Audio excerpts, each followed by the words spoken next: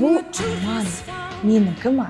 Мен шынымен бұл арманды қалаймын ба деп, менің өмірімде ғана осы қиындықтар келіп жатыр, неге бұл қиындықтар келді, неге мына нәрсе болып жатыр, бұл нәрсе менің өміріме келмеу керек еді ғой деп, сіз машинаны ашып, ішіне кіріп отырғаныңыз, рульдарын ұстап айдап кетіп бара жатқаныңыз, себебі кінә кімнен?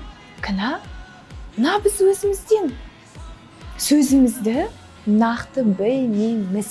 Көптеген адамдар айтып жатады, мен үй алғым келеді дейді. Болды. Тек қана сөйтіп армандай береді. Үй алғым келеді. Сосын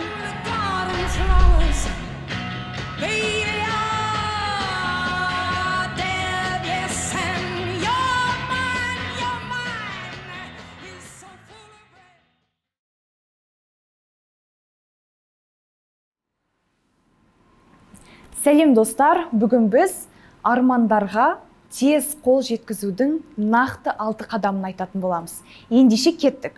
Бірінші қадамы. Ең бірінші қадамы, сіз өз өміріңіздің авторы екендігіңізді сезіну керексіз. Ол дегеніміз қалай?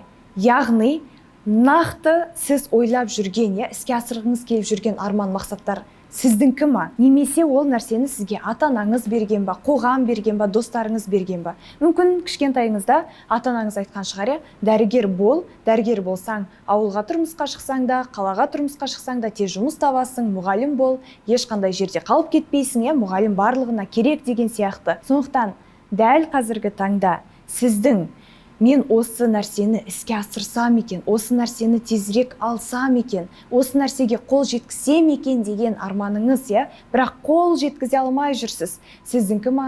Соны ойланыңыз. Себебі әрбір арманның авторы тек қана сіз болу керексіз. Егер сіз болмасаңыз, сіз өзге адамның арманын орындайын деп жатырсыз ғой, сондықтан да ол нәрсе өте долгий процесс болып кетуі мүмкін, Бір себебі арманыңызға жетпеуіңіздің, ол армандардың нағыз шынайы сіздіңкі емес екендігінде. Бұл бірінші қадам, Екінші қадам. Сіз әрбір арманды орындайын деп жатқан кезінде жан тәніңізбен, жүрегіңізбен сол арманды нақты қалайсыз ба? Сіздің жүрегіңіз, сіздің ойыңыз, іс-әрекеттеріңіз ол арманға бара жатқан жолда қуанышпен, айтады ғой, кайф дейді ғой орыстар.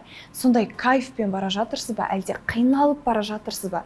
Егер қиналып бара жатсаңыз, ол сіздің арманыңыз емес. Себебі біз арман мақсаттарымызға қалай барамыз? Қуанып, шаттанып, әрбір бара жатқан қадам бізге өте бір керемет эмоциялар сыйлауы керек. Сондықтан да сұрақ қойыңыз. Бұл арман менікі ма? Мен шынымен бұл арманды қалаймын ба деп, Бұл екінші қадам. Үшінші қадамы.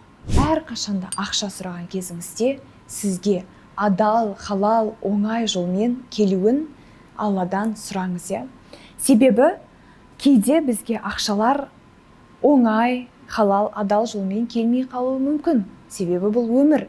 Өмірде барлық адамдар бір таза ниетте емес, әртүрлі адамдар бар. Сондықтан кейде армандарымыз біздің өмірімізге келгенде біз не істейміз? Иногда жылап қалуымыз мүмкін, қиналып қалуымыз мүмкін, қайғыға батуымыз мүмкін. Сол арманымыз орындалғанда өкінуіміз мүмкін, әттең-ай, мына нәрсе менің өмірімде. Неліктен келді бұл нәрсе менің өміріме лучше келмей-ақ қойғанда ғой деп, Сондықтан да әрқашан ақшаның сіздің өміріңізге адал, халал жолмен келуін сұраңыз, және де арманыңыздың да. Себебі ақша келгенде ол не істейді? Әрине, арманыңыздың орындалуына септігін тигізеді, Сондықтан біз армандардың орындалуына ақша сұраймыз, Бұл үшінші қадамы. Осыны ұмытпаңыз. Және төртінші қадамға кеттік. Төртінші қадам сіздің бүгінгі ойыңыз, ертеңгі іс-әрекетіңіз. Сондықтан да ойыңызға әрқашанда контроль жасап жүріңіз. Мен не ойлап жатырмын? Бұл ойым менің дұрыс па? Сіздің ойыңызға келген әрбір нәрсе ертеңгі күніңіздің жемісі. Сондықтан да біз иногда бүйтеміз ғой, менің өмірімде ғана осы қиындықтар келіп жатыр, неге бұл қиындықтар келді, неге мына нәрсе болып жатыр, бұл нәрсе менің өміріме келмеу керек еді ғой деп. Бұл нәрсені мен Алладан сұраған жоқпын ғой, дұға етіп дейміз да. Бірақ біздің ойымызға не келіп, не кетпей жатыр? Себебі бір күнде біздің ойымызға 50 мың түрлі ой келеді. Біз не только 50 мың түрлі ой, просто күнделікті 10 планымызды жазып, по плану өмір сүре алмай жүргендіктен ойыңызға өте қатты бекем болыңыз, иә. Себебі бұл ойлардың барлығы бүкіл біздің өмірімізді қалыптастыратын және де біздің бақытты өмірімізге кепілдік беретін нәрсе. Бұл 4-ші қадам. Енді 5-ші қадамға кеттік.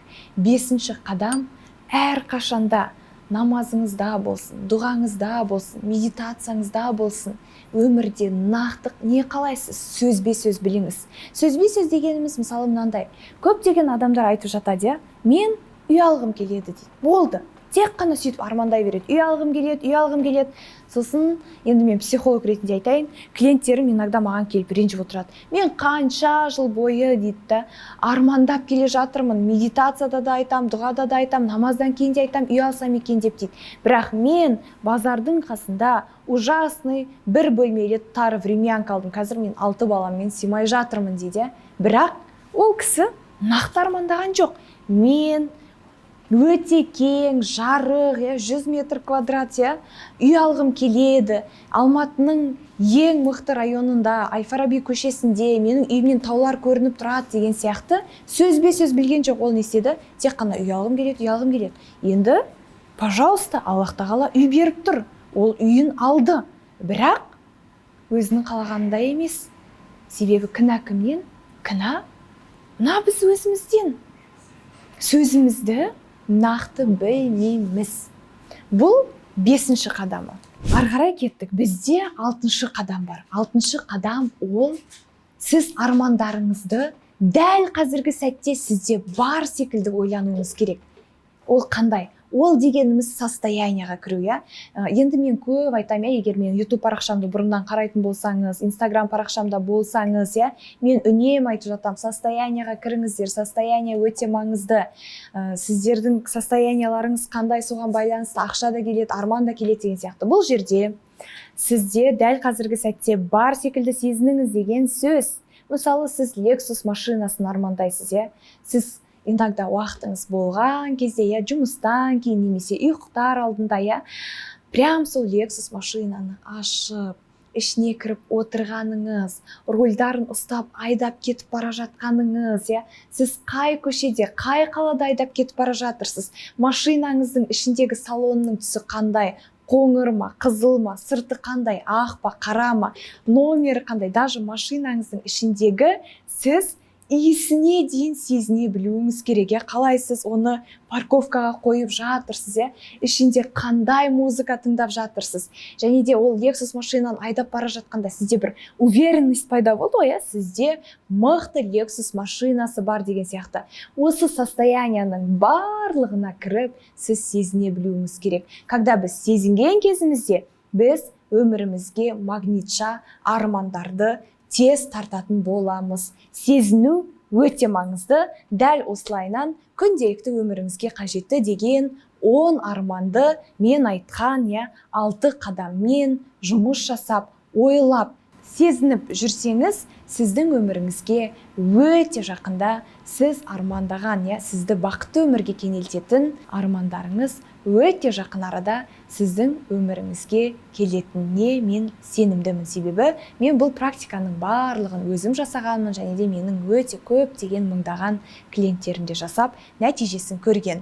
Бүгінгі ақпарат осы.